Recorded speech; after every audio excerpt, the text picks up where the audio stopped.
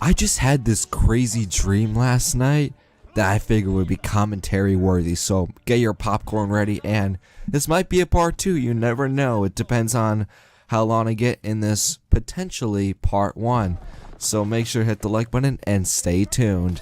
So in this dream, I was on the Mizzou men's basketball team. I know, crazy thought, but I was a star player, and before I read all those comments, yes, Michael Porter Jr., MPJ, if you call him, was still on the team in this dream, so he didn't go to the NBA just yet, but I was one of the star players on the team, so you already know it's a dream.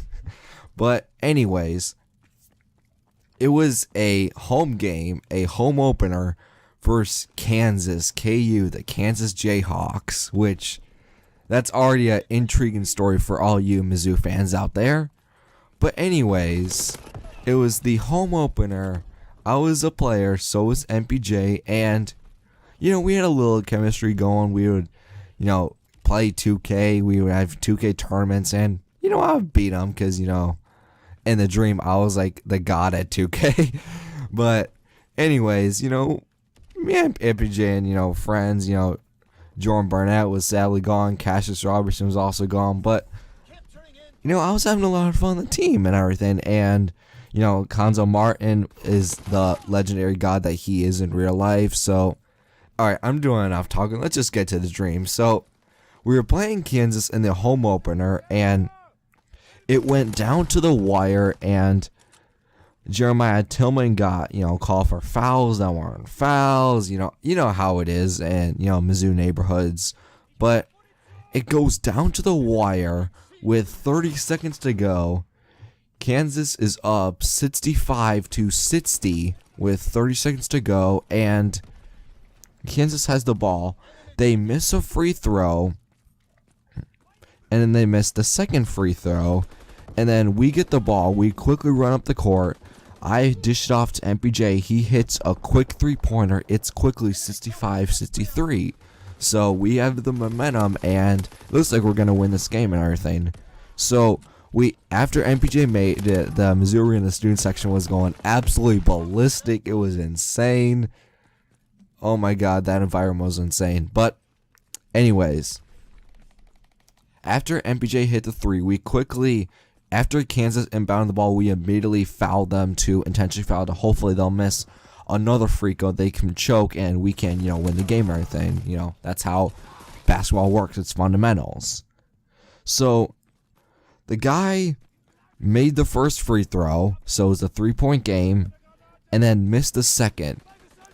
And then Konzo Martin called a timeout, and then it's like 20 seconds to go. We're down by 3, and, basketball logic, you have to either make a 3 or maybe even a quick 2 and then foul, and then, it's the same, rinse and repeat process. So after the timeout is called and, the game is starting to resume again,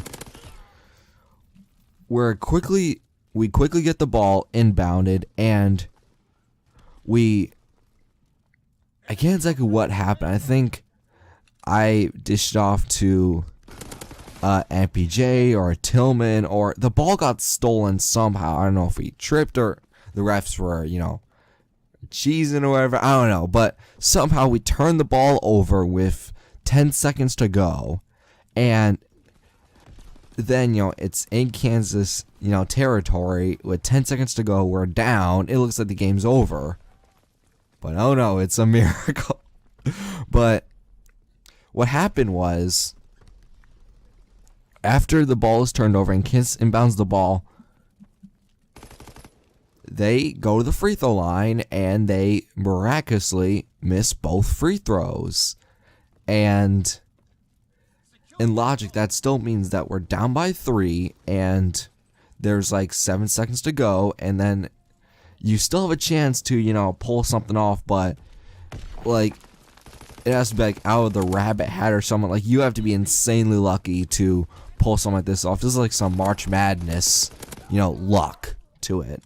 So, the dude misses the second free throw, and then we have another timeout. That's our last timeout of the game, and So for this timeout, we didn't get to inbound it at our side of the court. We had to inbound it.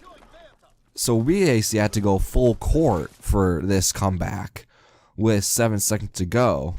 So what happened was MPJ inbounded the ball to me, and I took the ball, and I got pushed somehow as I let the ball go. Now keep this in mind. I got pushed. It was a full court shot, and the ball just miraculously fell in the hoop.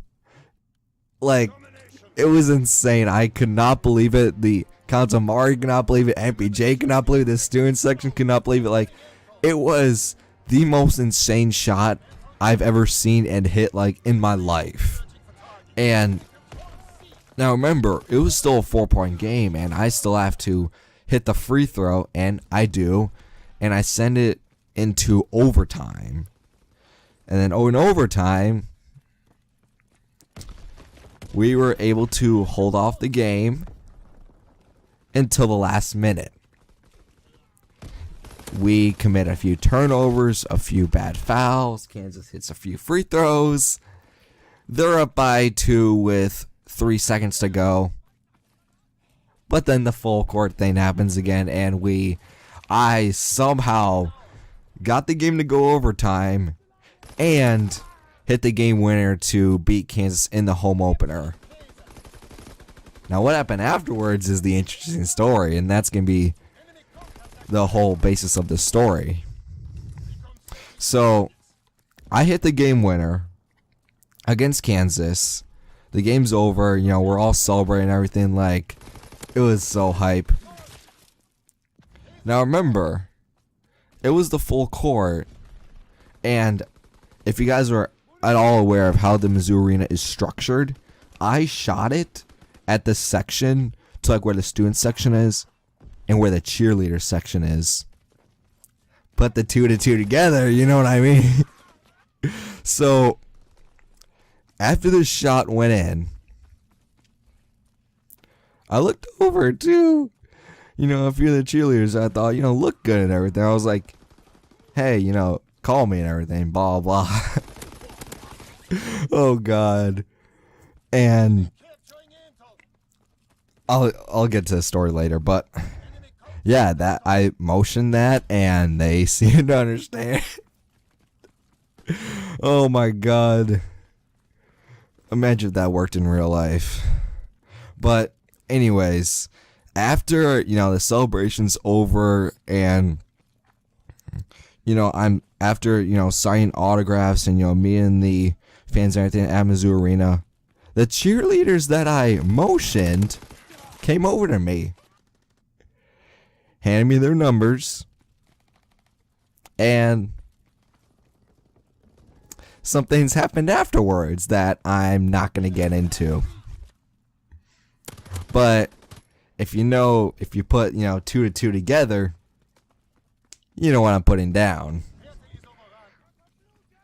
And then the next day, the NCAA almost took the shot away and nearly fined the school because they thought that the whole full court shot, you know, send overtime and then following, you know, game winner, they thought the game was rigged. Like, they thought, like, I had a fishing pole and, you know, attached the basketball to, like, a string and, you know, threw it up or something like that. Like, they thought it was not legit, that the game was rigged. We basically, like, Tom Brady, like, reduced the air pressure of the basketball, like, but make it easier to go farther and go in, when they almost took the victory away from us. But after some investigation with the NCAA, they learned that the basketball and, you know, rules were legit, that I and everyone else did not tamper with the basketballs, that the shot went in, it should count, and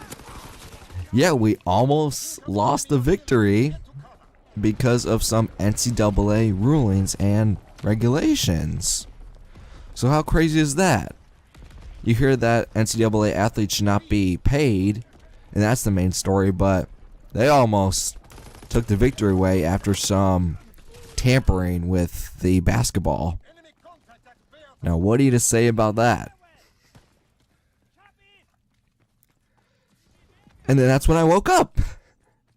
After the NCAA ruled that everything was fair game, I figured, that's an interesting dream, so I'll make it a story time. So, hope you guys enjoyed the video. If you did, make sure you hit the like button, and I will see you in the next video. And this is such a weird story time, weird video, but I thought it was entertaining, really enjoyable, so I hope you thought as well. And as soon as it happened in the moment, I feel like this is a great story time for YouTube, so might as well. Anyways, guys, I will see you in the next video. Bye bye.